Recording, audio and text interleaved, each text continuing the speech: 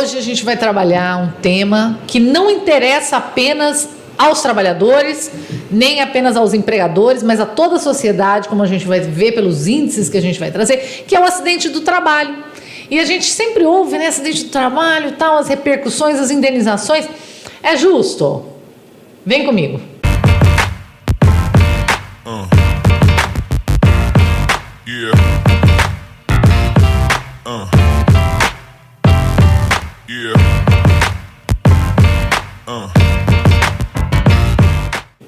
Olha, acidente do trabalho, né?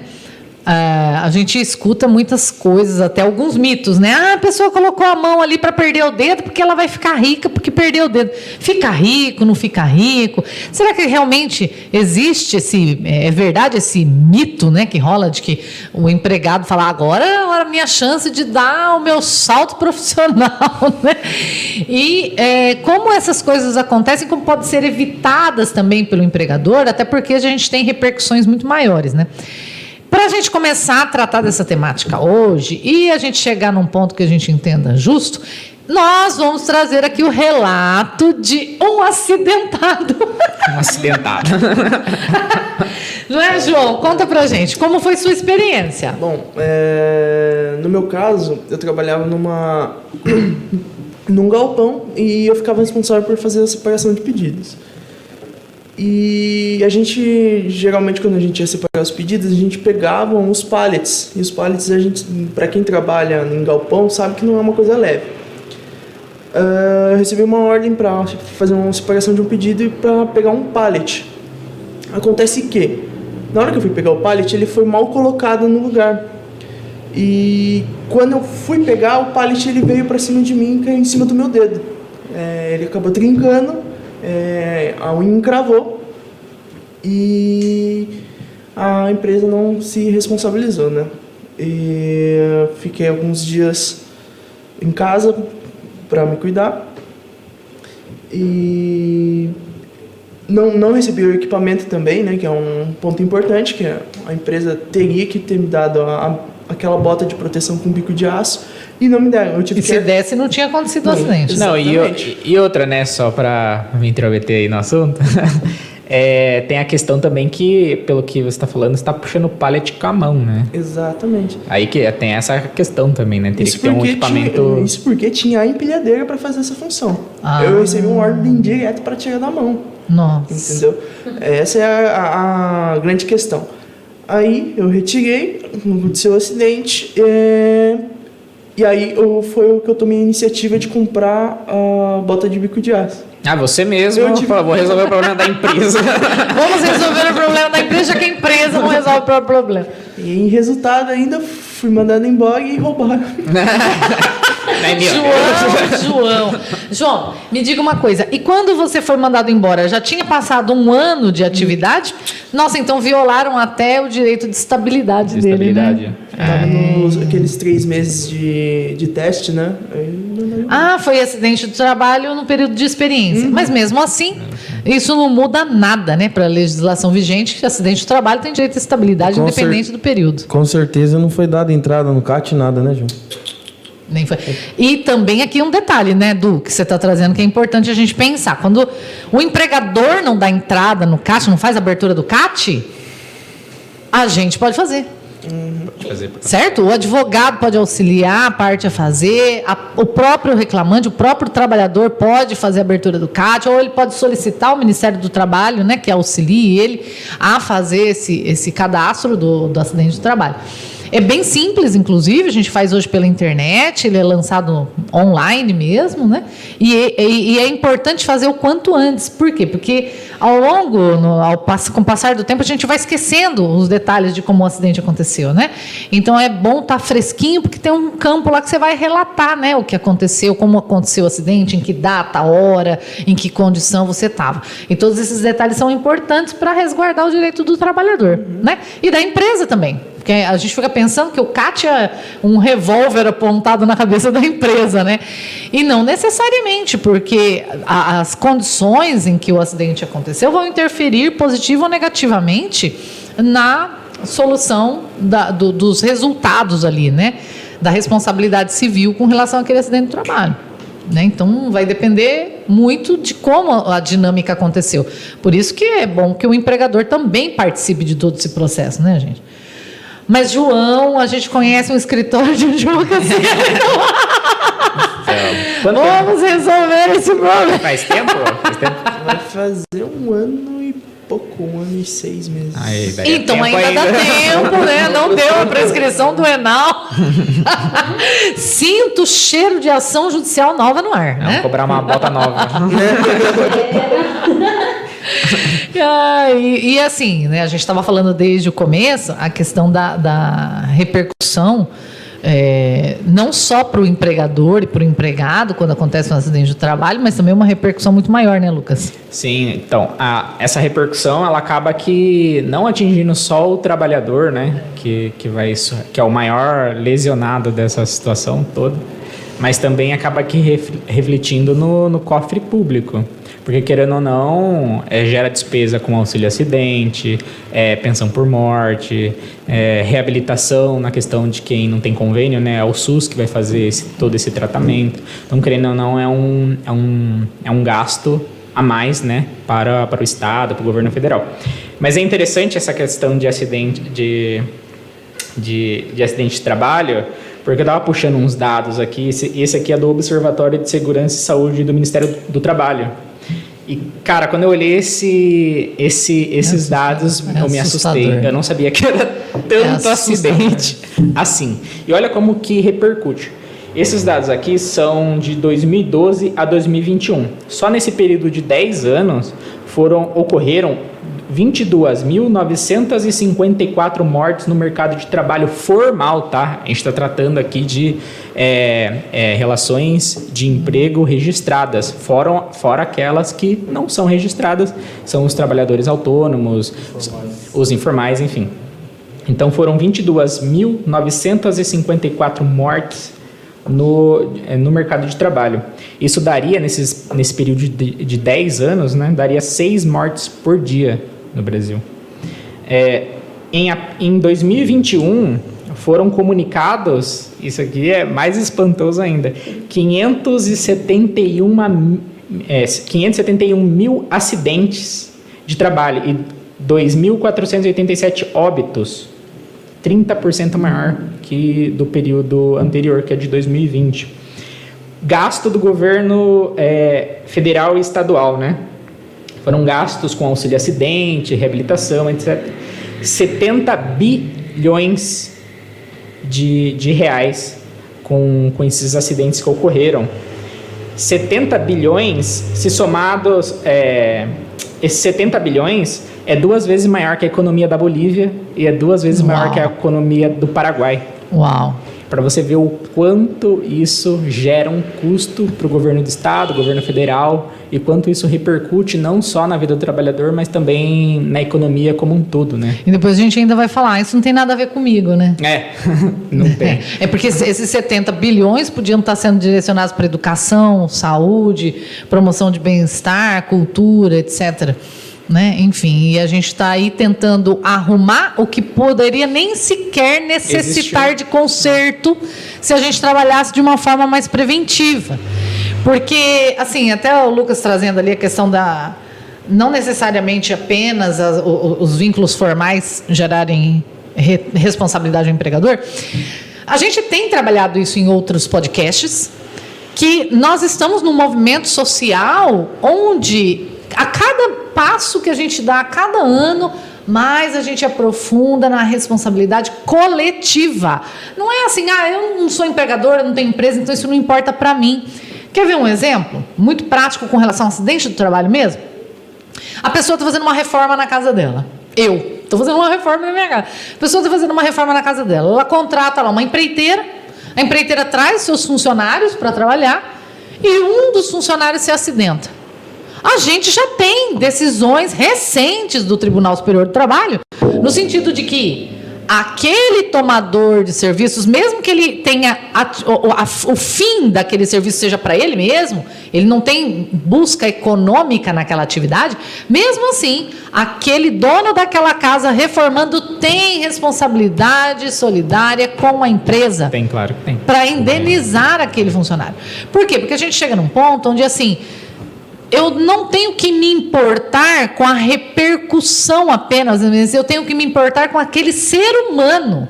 Sim. Então, se eu estou dentro da minha casa, estou reformando a minha casa, e tem uma escada, e eu vejo que aquela escada está numa posição perigosa, eu até tenho um vídeo circulando aí na internet, né, do rapaz me coloca a escada... A escada de metal dentro da piscina... Não, dentro da piscina, o cara dando manutenção na parte elétrica. Na parte elétrica, da cerca elétrica. Né, esse, né, viu, não dá para nem dar nome para isso, não é coragem, mas não sei nem que nome dá.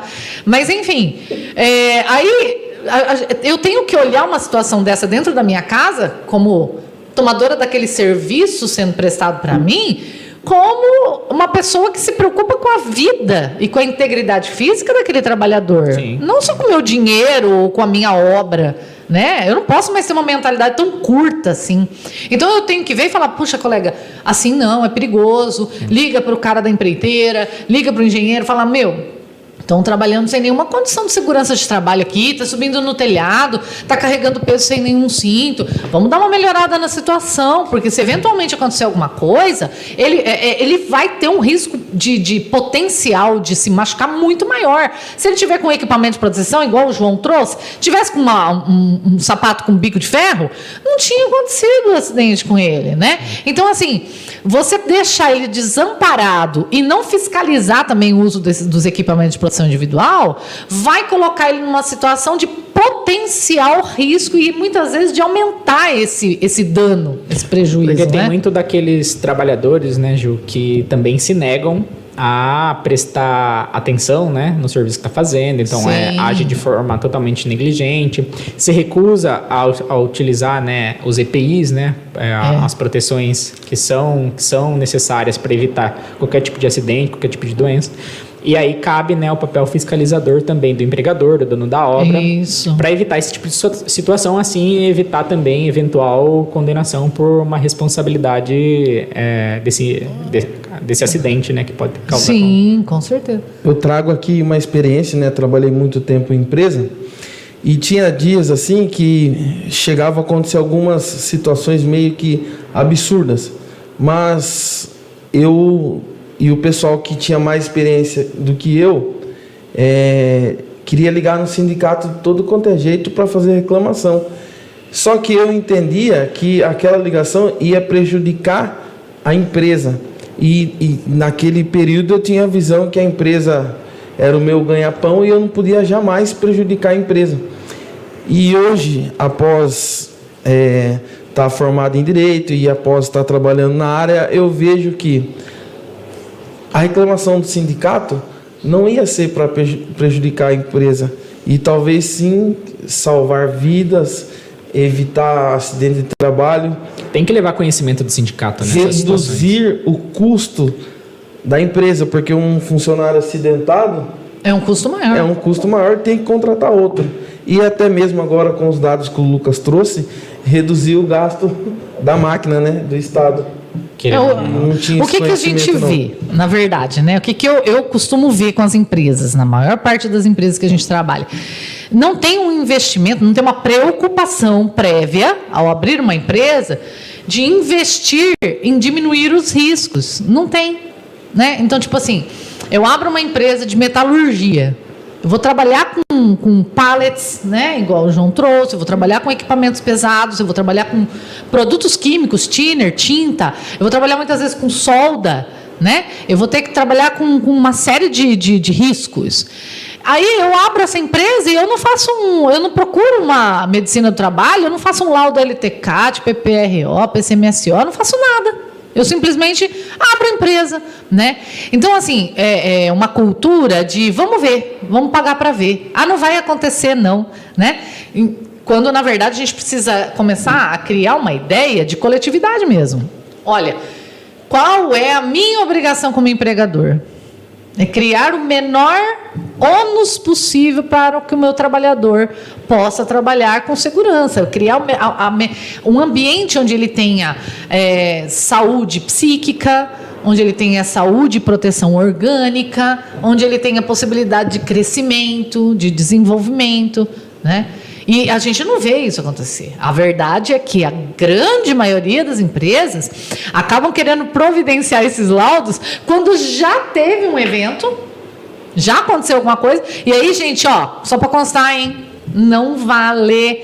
Esse laudo ele tem que ser anterior ao acidente. Não adianta querer procurar uma empresa para providenciar o laudo depois que aconteceu. Aí o bonitão vai lá, arruma todo o ambiente laboral e não adianta. Não, porque isso é igual acidente de carro. Né? Você não vai contratar o seguro de acidente depois que você já bateu o carro, né? Você pode contratar, mas para aquele evento que já aconteceu, ele não vai ter cobertura.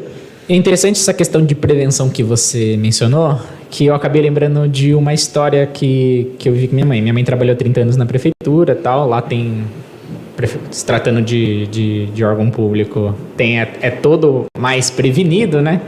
E eu também, meu início de vida profissional, trabalhei como digitador e digitalizador. Então, eu trabalhei muito com computador, digitando a todo momento. E a CLT, ela tenta prevenir as doenças, né? Lerdort. Isso, exatamente. Com a questão de movimentos repetitivos. E você trabalhando na função de digitador, você fica a todo momento digitando e tendo movimento repetitivo nas mãos. E a CLT ela vem prevenindo isso, né? Ela diz que a cada 50 minutos trabalhados na função de digitador, você tem direito a 10 minutos de descanso, de pausa. Por que eu lembrei dessa história? Porque como na época, quando eu trabalhava como digitador, eu não tinha esses 10 minutos como descanso. Eu passava 8 horas por dia digitando. Então, querendo ou não, tinha dia que eu sentia assim, a lateral da minha mão adormecer, tanto é que eu tinha que parar, fazer um alongamento e tal. Por que eu lembrei da minha mãe? Porque lá na prefeitura, eles também trabalhavam digitando, só que lá era diferente, lá tinha uma preocupação com o trabalhador. Todo início de jornada, eles chamavam um profissional da educação física para fazer um alongamento coletivo. Legal. Então, a turma fazia alongamento, isso tem muito os braços, no Japão. Exatamente. E aí eu acabei lembrando dessa história para você ver a diferença de um empregador que se preocupa com o seu funcionário e de um empregador que não estava nem atento à legislação, né? Sim, no Japão a gente tem. E sem contar que é um investimento que não se compara ao custo de algum problema que vai ter que resolver. Né? A gente sempre fala aqui no escritório que a gente gosta muito do preventivo. Sim. Você vai gastar, você vai investir, mas não se compara com a bomba que pode vir. A longo prazo, né? A longo prazo o custo é ínfimo. Né? Eu trabalhei um bom tempo, né? O pessoal que me conhece sabe que eu trabalhei o começo do meu primeiro emprego. Meu primeiro emprego formal, ele foi no Japão.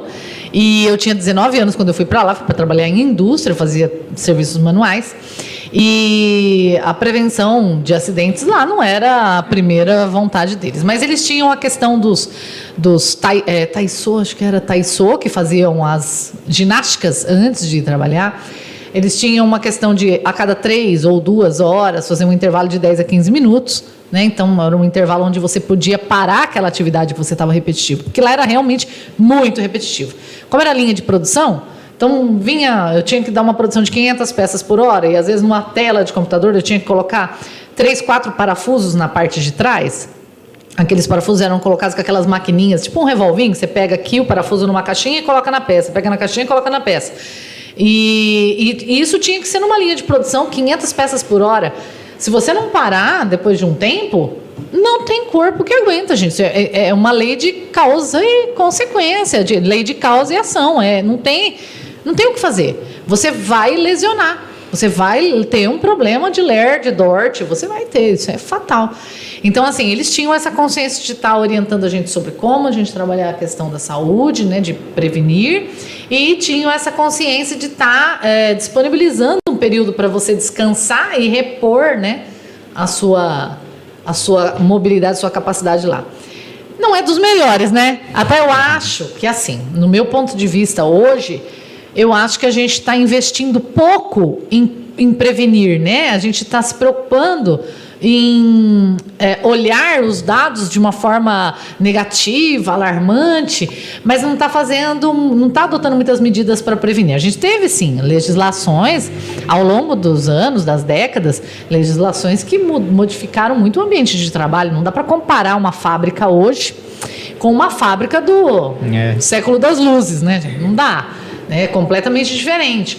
A gente tem aqui em Sorocaba, especificamente, no interior de São Paulo, a gente tem a questão de grandes indústrias de tecelagem que encerraram suas atividades. Todos os profissionais, a grande maioria deles, conseguiram aposentadoria especial, porque trabalharam muitos anos expostos à insalubridade. A grande maioria deles tiveram problema auditivo. Por quê? Porque era um tempo em que não se falava em equipamento de proteção individual. Né, para o trabalhador. Então, eles trabalhavam sem protetor auricular. E o que vai acontecer quando você está dentro de uma indústria de tecelagem com milhões de máquinas batendo o dia inteiro e você fica 10, 12, 14 horas, né, exposto àquela situação? Óbvio que ao longo do tempo você vai ter perda auditiva. Né? Eu tenho pessoas que me relatam, por exemplo, que começou a perda auditiva com um som muito, tipo um estalo muito forte dentro do ouvido, um barulho agudo, e depois daquilo nunca mais voltou a ouvir direito. Então, são acidentes que poderiam ter sido evitados. Um protetor auricularzinho, coisinha pequenininha, coloca, né? Eu usava um no Japão, na fábrica que eu trabalhava com componente de veículo, né, autopeças, que ele era uma borrachinha na ponta. Então, quando você você apertava ele assim, colocava no ouvido, e ele ia abrindo dentro do ouvido, da cavidade, né? Então, quando ele abria, ele cobria tudo e você protegia bem, né? Então, assim, quanto custa isso hoje?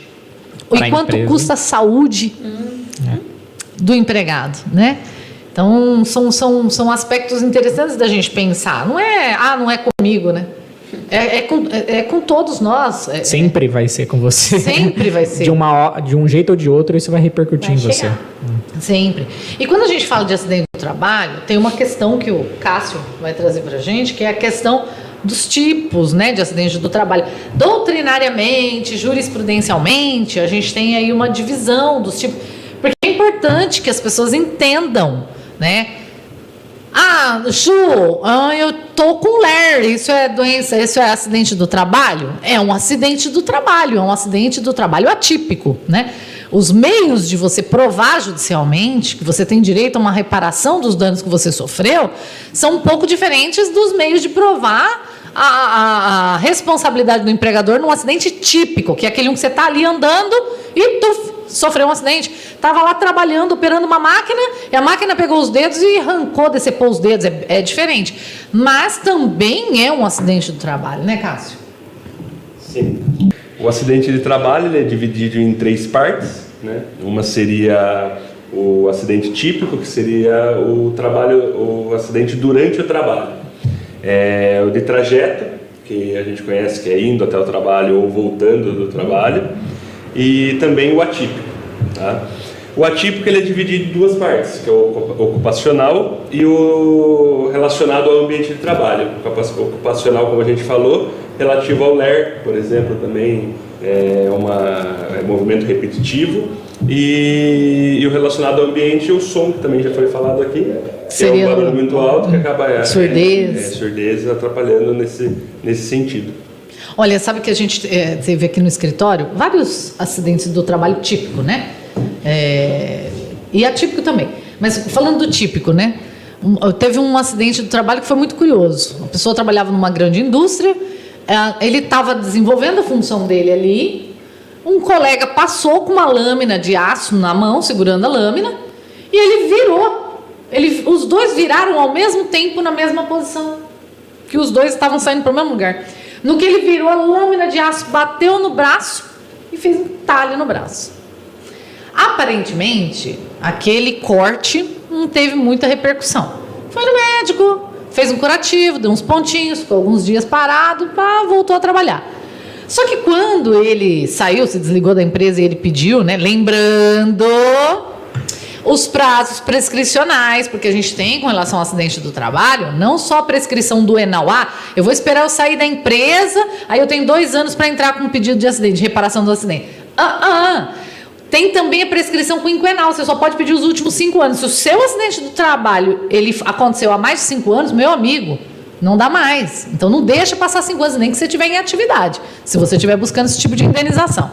Aqui, nele, ele teve tempo, entrou com o pedido indenizatório, e quando nós fizemos o laudo médico pericial, até ele ficou surpreendido com o tanto de lesão que ele ainda suportava como sequela. Percebe? Porque você olhava assim e falava, não, mas foi só um cortinho, teve uns pontinhos. Mas ele perdeu o movimento do braço, ele perdeu a altitude, elevação, coisas que ele nem tinha percebido e perdeu. E ele fez jus à indenização. Só um detalhe, né, que você tem um prazo de 2 anos após o desligamento da empresa que você pode entrar com a ação. Isso, que é a prescrição do ENAL. Mas sem esquecer, imaginemos que você tem um acidente do trabalho agora em 2023, certo? Um acidente típico. Então, quando aconteceu aquele acidente do trabalho? Aí aqui a gente vai ter algumas discussões, tá, gente? Que a gente vai ter que trazer aqui só para aprofundar um pouco mais a temática, e eu vou tentar trazer uma linguagem simples para que quem não é da área consiga entender também. Então, imagine que você teve um acidente do trabalho em 2023, certo? Aí você continuou trabalhando, você não quis processar a empresa por medo de ser demitido. 1 ano de estabilidade, 1 ano acabou a estabilidade, você fala, não vou processar agora porque eu vou ser demitido. Então eu vou ficar, porque eu preciso do emprego, e daqui 2 anos, quando eu sair do trabalho, no prazo de 2 anos eu entro com a ação trabalhista. Só que lá em 2030 você foi demitido. Certo? 2030, o seu acidente do trabalho típico, que fez CAT, aconteceu ali naquele evento, naquele momento, aconteceu em 2023. 2023 para 2030 deu quantos anos? Deu 7. Você vai poder entrar em 2030 com uma ação trabalhista? Pode, para cobrar os últimos 5. O seu acidente do trabalho não está marcado mais. Ele prescreveu. Tá? E aí, quando a gente fala prescreveu, nós vamos trazer aqui os tipos de indenização. Aí você vai ter noção do rombo que você está deixando passar também, né? Porque que nem desse rapaz, ele trabalhava principalmente com os braços. Então, para ele, para a atividade habitual dele, aquilo é uma perda enorme, né? Que nem ele tinha se dado conta do tanto de esforço a mais que ele tinha que fazer para fazer as mesmas coisas. E que ao longo do tempo, ele era ainda jovem, mas ao longo de mais 10 anos, ele não ia aguentar mais. Né? Isso ia reverberar negativamente na carreira dele muito drasticamente em alguns anos. Né?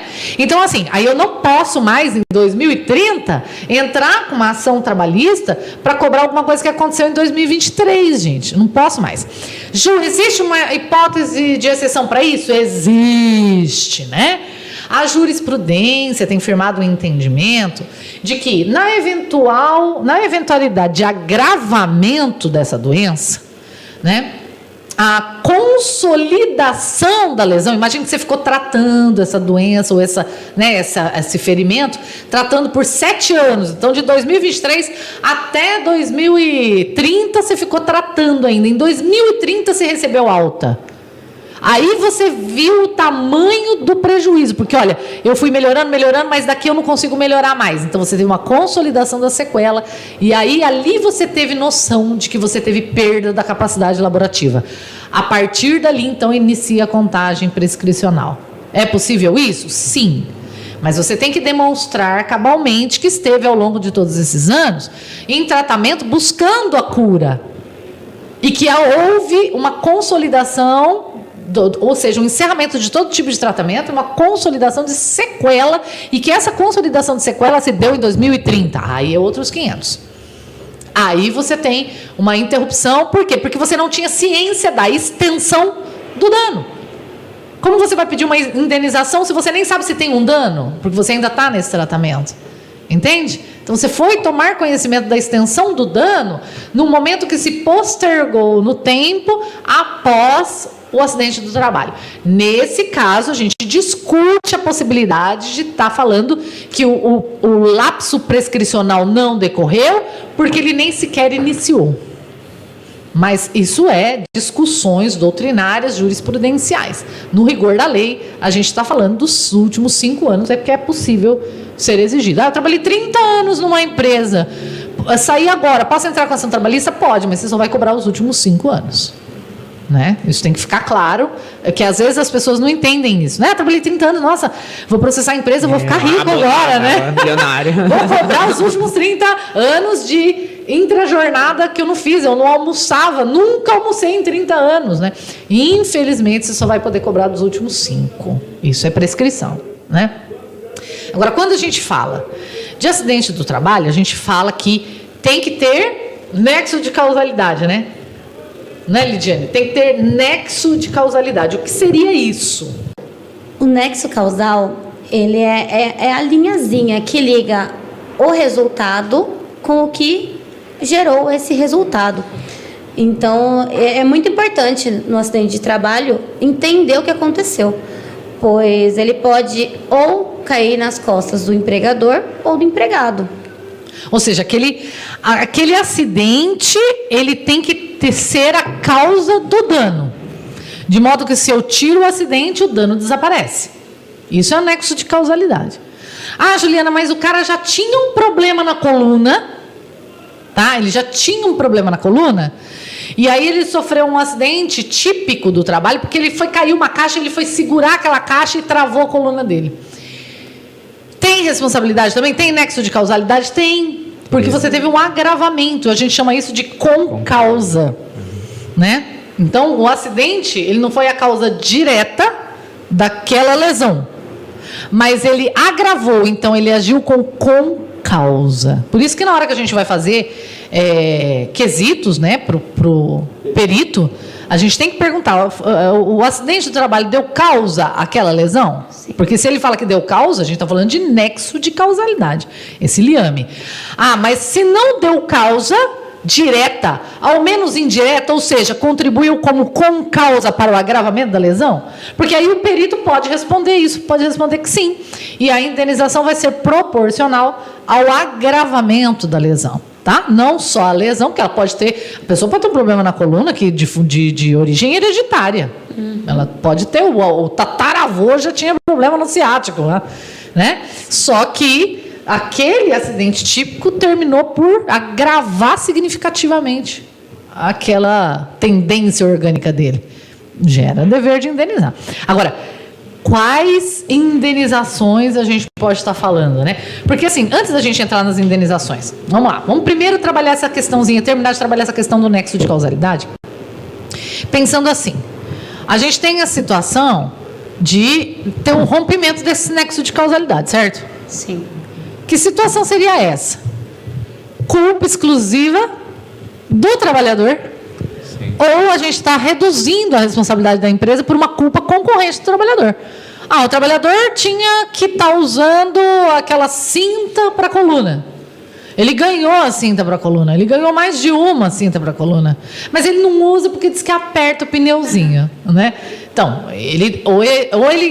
ou inclusive assim, olha, não era para ele pegar aquele material, aquele equipamento. Aquilo era para ter sido movimentado com maquinário. E ele quis mostrar que ele era super forte, que ele na academia estava bombando, então ele queria mostrar os músculos dele. Nesse caso, ele deu causa, ele é a causa exclusiva. Ele foi fazer o que não devia ser feito, né? Então ele deu causa ao acidente. A gente chama isso de culpa exclusiva da vítima. É uma forma de excludente de responsabilidade civil. Uma coisa é a responsabilidade da empresa. A empresa deu causa a um acidente, a empresa deu causa a um dano e a empresa tem que assumir a responsabilidade com relação àquilo que ela fez. Outra coisa é o direito do segurado junto a uma autarquia previdenciária, que ele é um contribuinte, está segurado, tem o direito de receber a contraprestação quando ele fizer jus a ela, quando ele preencher os requisitos legais. São coisas completamente distintas, tá? Mas, diante de tudo isso que a gente trabalhou até agora, eu faço a pergunta do nosso canal. É justo todo esse conjunto jurídico e muitas vezes um trabalhador chegar a ganhar indenizações milionárias na Justiça do Trabalho? É justo? Eu entendo que sim. Porque a gente tem aqui todas as possibilidades do empregador se resguardar. Sem contar que ele explora uma atividade econômica, né? Ele tem que assumir não só os bônus, mas também os ônus, né? Tudo tem um risco. Então, ele vai acabar assumindo o risco. Mas um risco que pode ser muito diminuído caso ele cumpra todo o seu dever, todas as regras legais e haja com responsabilidade com os seus cooperadores. Né? Então, entendo eu que é justo, sim. Óbvio que, às vezes, quando a gente fala de lei, é muito lindo, né? Na lei está lindo. O problema, às vezes, é você produzir prova daquela situação, no caso concreto, dentro do judiciário. Às vezes, você não consegue produzir uma prova, né? Perfeitamente. Mas o arcabouço legal, no meu ponto de vista, é justo. E para vocês? Eu entendo, faço das suas palavras as minhas. Se o empregador é uma empresa que cuida dos seus funcionários, segue a legislação, tenta... lógico que não dá para prever tudo, mas ainda assim se esforça ao máximo para evitar qualquer tipo de acidente. Hoje existem várias empresas por fora, né, terceirizadas, que você contrata para evitar acidentes dentro de uma empresa. Então, se essa empresa consegue demonstrar que ela fez de tudo para evitar esse tipo de acidente e que a culpa, na verdade, ali de ter ocorrido esse acidente foi do trabalhador, eu entendo que aí sim ela estaria respaldada. Agora, se essa empresa só vem lucrando e não faz nada para evitar esse tipo de situação, eu entendo que seria justo sim aplicar indenizações contra essa empresa a fim de que ela pague e evite, né? Evite acidentes e também mortes, né? Que seria o estágio máximo aí da negligência. Mais alguém? Dou-lhe uma, dou-lhe duas, dou-lhe três, vou bater o martelo. Igual, pegando a deixa do Lucas aí, eu acho que é justo também, devido à análise que a empresa tem todos os amparados aí para evitar, né?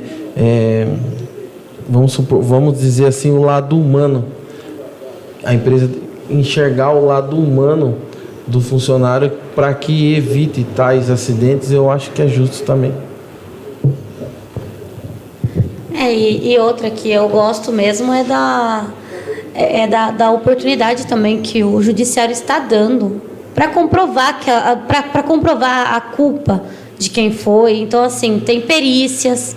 Às vezes o próprio juiz pega e fala: pô, vamos abrir uma perícia aqui para ver? Vamos lá? Vamos presencialmente lá naquela empresa ver como que tá? Então, eu acredito que é justo sim, porque tem uma...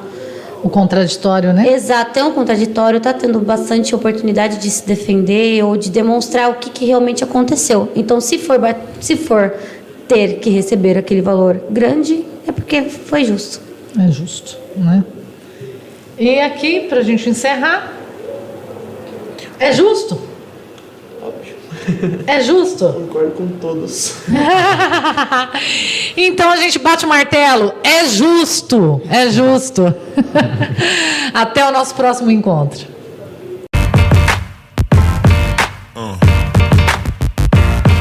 Yeah.